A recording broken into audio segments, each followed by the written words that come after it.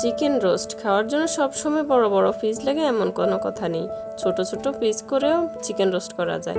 আসসালামু আলাইকুম। আজকে আমি রান্না করব চিকেন রোস্ট। তার জন্য আমি চিকেন কেটে ধুয়ে নিয়েছি। এখন আমি সামান্য পরিমাণ হলুদ এবং পরিমাণ মতো লবণ দিয়ে মেখে চিকেনগুলো ভেজে নিব। আপনারা চাইলে হলুদ বাদও দিতে পারেন, কিন্তু হলুদ দিলে মনে হয় কালারটা অনেক সুন্দর আসে, তাই আমি সামান্য পরিমাণ হলুদ দিয়ে দিয়েছি। প্যানে তেল গরম করে তারপরে চিকেনগুলো দিয়ে দেব। চিকেনগুলো উলট ফালট করে কিছুক্ষণ ভেজে নিব, একদম মচমচে করা যাবে না। আরেকটা কথা বলি, যারা এই ধরনের রান্না বিষয়ক ভিডিও দেখতে চান তারা অবশ্যই আমার চ্যানেলটিকে সাবস্ক্রাইব করে রাখবেন। চিকেন ভাজা প্রায় হয়ে গেছে, এখন তুলে নেব।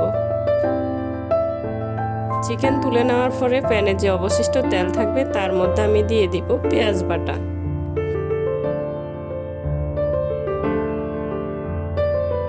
পেঁয়াজ বাটা একটু ভেজে নিয়ে তারপর দিয়ে দিব আদা বাটা, রসুন বাটা।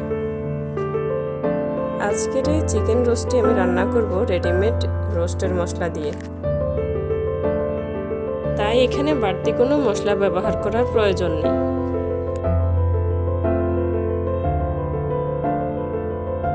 আদা বাটা, রসুন বাটা দেওয়ার পর কিছুক্ষণ নেড়ে এবার দিয়ে দিব রেডিমেড রোস্টের মশলা। সামান্য পরিমাণ লাল মরিচের গুঁড়া দিয়ে দিব, যাতে কালারটাও সুন্দর আসে আর খেতেও একটু হালকা জাল জাল লাগে।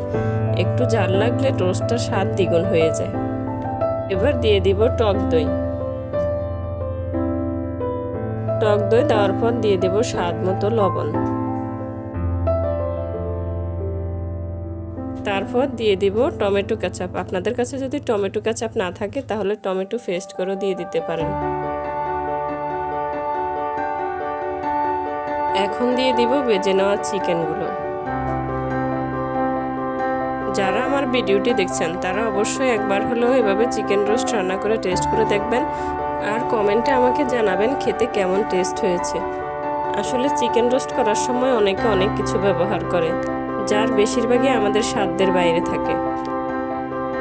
ঢাকনা দিয়ে 2-3 মিনিট কষিয়ে নেওয়ার পর এবার দিয়ে দিব তরল দুধ।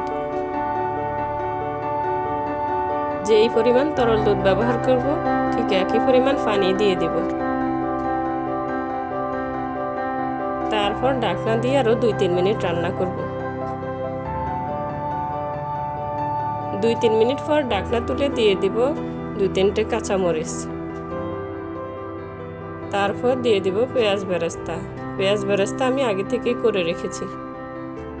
এই রোস্টের কালারটা দেখতে যেমন সুন্দর হয়েছে, ঠিক খেতেও তার থেকে দ্বিগুণ টেস্ট হয়েছে। আমার ভিডিওটি যদি ভালো লেগে থাকে অবশ্যই লাইক, কমেন্ট এবং শেয়ারের মাধ্যমে আমার পাশে থাকতে ভুলবেন না। আজ এই পর্যন্তই। আল্লাহ হাফেজ।